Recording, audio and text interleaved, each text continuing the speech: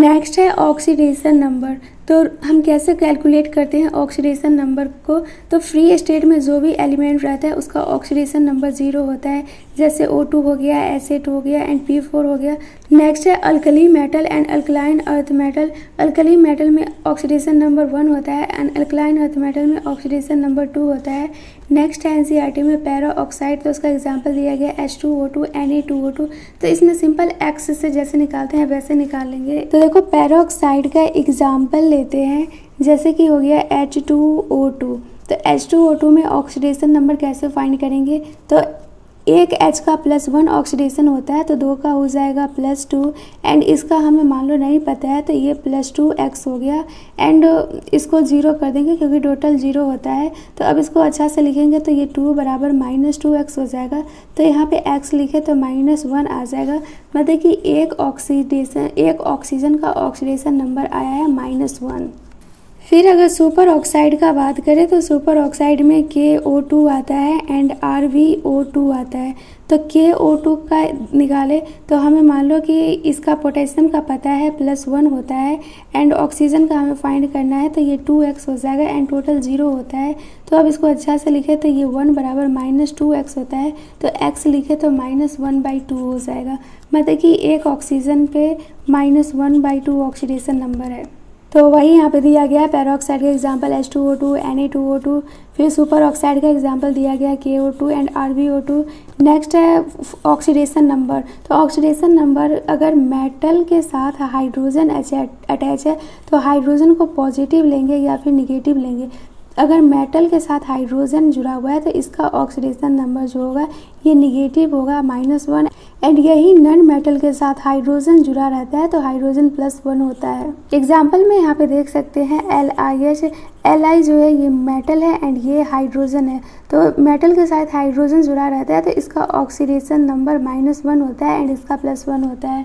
फिर sodium NaH में भी वैसा ही होगा, ये मेटल है एंड ये हाइड्रोजन है, तो मेटल के साथ हाइड्रोजन जुड़ा रहता है तो इसका ऑक्सीडेशन नंबर -1 होता है। फिर फ्लोरीन जो है इसका ऑक्सीडेशन नंबर हमेशा -1 होता है एंड ये वाला स्टेप में सिंपल ऑक्सीडेशन नंबर का एग्जांपल दिया गया है। तो देखो जितना भी ऑक्सीडेशन नंबर ये सबका रहेगा सबको ऐड करके 0 आना चाहिए, या चार्ज है यहाँ पे तो सबका ऑक्सीडेशन नंबर लिखेंगे एंड उसको बराबर कर देंगे चार्ज से। तो इसको नेक्स्ट पेज पे समझते हैं।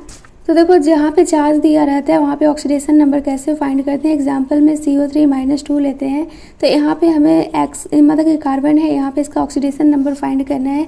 तो C को मान लेते हैं x है एंड एक ऑक्सीजन पे -2 होता है तो यहाँ पे 3 दिया गया तो -2 × 3 हो जाएगा एंड टोटल चार्ज -2 है तो -2 यहाँ पे लिख देंगे। तो x प्लस ये x प्लस माइनस हो जाएगा तो x -6, ये -2 है तो ये हो जाएगा -2 + 6, तो x जो आ गया ये +4 आ गया। तो मतलब कि कार्बन का जो होगा ये +4 ऑक्सीडेशन स्टेट होगा। एंड मेटालिक एलिमेंट जो होता है इसका ऑक्सीडेशन नंबर जो होता है ये पॉजिटिव होता है एंड नॉन मेटालिक एलिमेंट जो होता है इसका ऑक्सीडेशन नंबर पॉजिटिव भी हो सकता है या फिर निगेटिव भी हो सकता है। तो वही सब यहाँ पे दिया गया, x के जैसा निकाला गया oxidation number. And metallic element के पास पॉजिटिव ऑक्सीडेशन नंबर होता है, नॉन मेटालिक एलिमेंट के पास दोनों ऑक्सीडेशन नंबर होता है, पॉजिटिव भी एंड निगेटिव भी। Maximum oxidation state group element का हम कैसे फाइंड करते हैं। तो देखो ग्रुप 1 में तो कोई कन्फ्यूज़न ही नहीं है, +1 होगा एंड ग्रुप 2 का +2 होगा। अब ग्रुप 13, 14, 15, 16 का मैं फाइंड करके बताती हूँ। तो देखो ग्रुप 13 है तो ग्रुप 13 में कौन सा एलिमेंट आता है। मैं ग्रुप 13 के लिए याद की थी बाल गणेश इन थाईलैंड।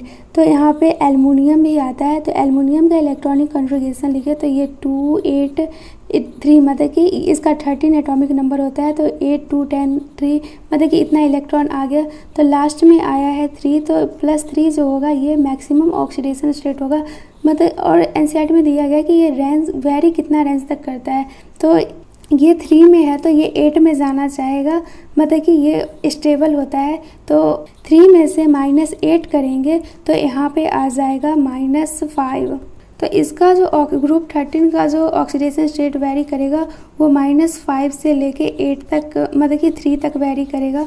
वही लिखे ग्रुप 14 का, तो ग्रुप 14 में आता है शशि गणेश संग पार्वती। तो यहाँ पे कार्बन आता है, तो कार्बन के लिए लिखे तो ये हो जाएगा 2 4। मतलब कि यहाँ पे मैक्सिमम ऑक्सीडेशन स्टेट जो है ये +4 होगा ग्रुप का।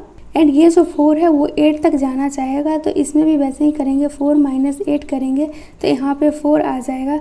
मतलब कि इस ग्रुप 14 में जो ऑक्सीडेशन स्टेट वेरी करता है वो -4 से लेके +4 तक करता है। फिर नेक्स्ट लिखे ग्रुप 15 का। तो ग्रुप 15 में आता है नाना, पाटेकर, ऐश्वर्या, सब बीमार। मतलब कि इसमें नाइट्रोजन आता है, तो नाइट्रोजन का इलेक्ट्रॉनिक कॉन्फ़िगरेशन लिखे तो ये 2 और 5 आएगा। तो इस ग्रुप का जो मैक्सिमम ऑक्सीडेशन नंबर होगा वो +5 होगा, बट ये 5 जो है ये 8 की तरफ जाना चाहेगा, तो 5 - 8 करेंगे तो यहाँ पे -3 आ जाएगा। मतलब कि इसका ऑक्सीडेशन स्टेट जो होगा ये -3 से लेके +5 तक वेरी करेगा। नेक्स्ट है ग्रुप 16। तो ग्रुप 16 को मैं याद की थी ऊ से टी पो। तो यहाँ पे ओ है, तो ये ओ का इलेक्ट्रॉनिक कॉन्फ़िगरेशन लिखा तो ये 2 6 हो जाएगा। ये 6 है तो 8 तक जाना जाएगा। 6 है तो इसका मैक्सिमम ऑक्सीडेशन स्टेट 6 होगा। एंड 6 - 8 करेंगे तो यहाँ पे आ जाएगा -2। मतलब कि ग्रुप 16 में ऑक्सीडेशन स्टेट वेरी करता है -2 से +6 तक। नेक्स्ट है स्टॉक नोटेशन। तो स्टॉक नोटेशन जो होता है ये रोमन नंबर के बराबर होता है। एंड रोमन नंबर को हम लिखते हैं ऑक्सीडेशन नंबर। मतलब कि रोमन नंबर को हम ऑक्सीडेशन नंबर बोल सकते हैं। जैसे कि औरस क्लोराइड है, तो औरस क्लोराइड में देखें तो ये है AuCl। तो इसका ऑक्सीडेशन नंबर Au का कितना होगा, +1 होगा। तो वही यहाँ पे लिखा गया औरस क्लोराइड का Au और इसके बगल में 1 लिखा दिया गया है क्योंकि Au का ऑक्सीडेशन नंबर 1 होता है।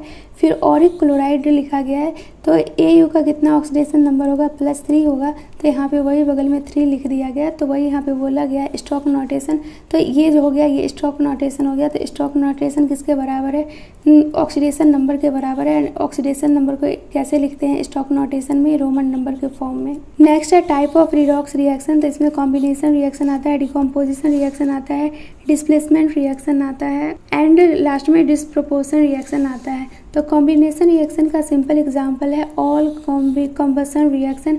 एंड कॉम्बसन रिएक्शन में जैसे कि CH4 + O2 ये सब भी आता है Mg + N2, तो फॉर्मेशन होता है Mg3N2। नेक्स्ट है डिकम्पोजिशन रिएक्शन। तो डिकम्पोजिशन रिएक्शन में बोला गया है कि एक तो रहना ही चाहिए प्रोडक्ट में एलिमेंटल स्टेट के फॉर्म में।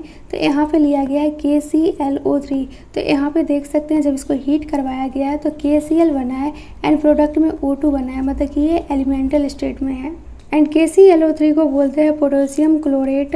नेक्स्ट बोला गया है कि ऑल डिकम्पोजिशन रिएक्शन जो होता है ये रिडॉक्स रिएक्शन नहीं होता है। एग्जाम्पल दिया गया है CaCO3 का। तो यहाँ पे प्रोडक्ट बनता है CaO सॉलिड एंड CO2।